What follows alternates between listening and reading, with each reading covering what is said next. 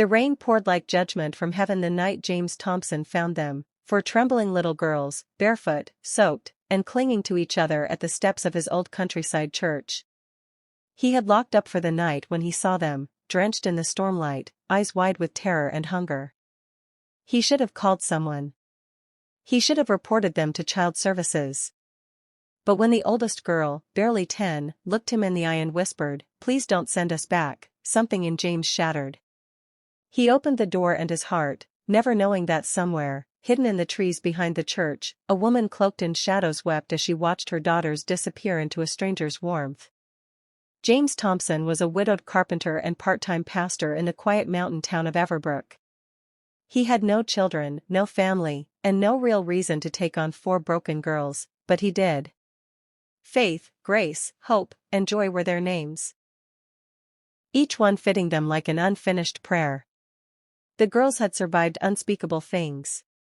They had been in and out of foster homes, shelters, and worse. Their mother, believed dead in a tragic fire 2 years ago, had vanished from the system, and with no next of kin, the girls had slipped through the cracks.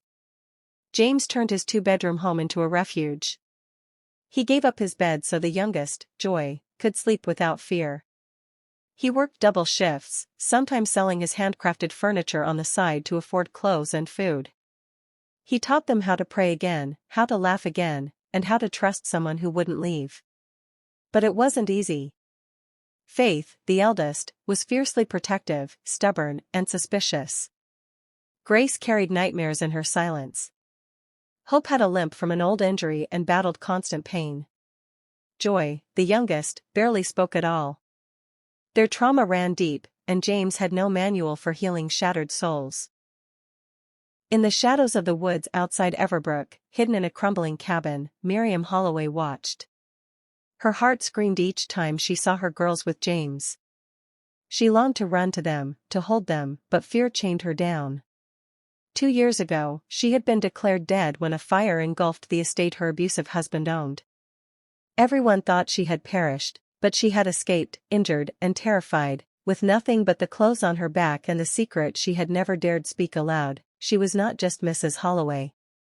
She was the hidden heiress to the Livingston fortune, an inheritance her husband had tried to steal through marriage, then silence. In her fear and desperation, Miriam had hidden.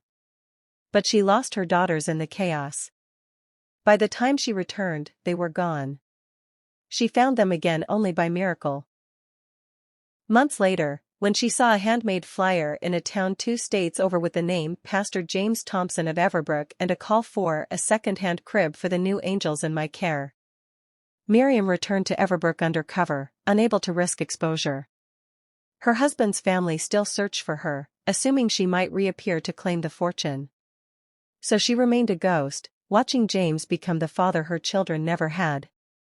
There were challenges. A year after James took them in, CPS knocked on the door. A social worker named Amanda was assigned to investigate. She doubted a single man, with no license and limited income, could adequately raise 4 traumatized girls. But over time, she saw something deeper: photos on the wall of school plays, hand-sewn clothes, drawings that said Dad. And perhaps most telling, the way hope ran to James when she fell, or how faith softened, just a little, when he sang them hymns at bedtime. Still, James had to fight. The courts threatened to remove the girls. The town gossiped. Some said he was unfit, a fool. Others called him a saint. But James didn't care what anyone said. He told the judge plainly, "They are mine now. God sent them to me. I don't care what blood says, they are my daughters." Miriam watched it all. The court battle. The tears. The girls clinging to James like he was their only anchor. It broke her, but it also healed her. Slowly, she started piecing her life back together. She found a lawyer in secret. A kind-hearted woman named Evelyn who believed her story. Together, they built the case. Miriam had proof: photos, marriage certificates, hospital records, even her true identity. When the final piece fell into place, legal declaration of her being alive and rightful heir to the Livingston estate, she had a choice. step forward and reclaim her children, or let them stay with the man who had done what she could not, raise them in love and safety. The day came on a golden morning in spring.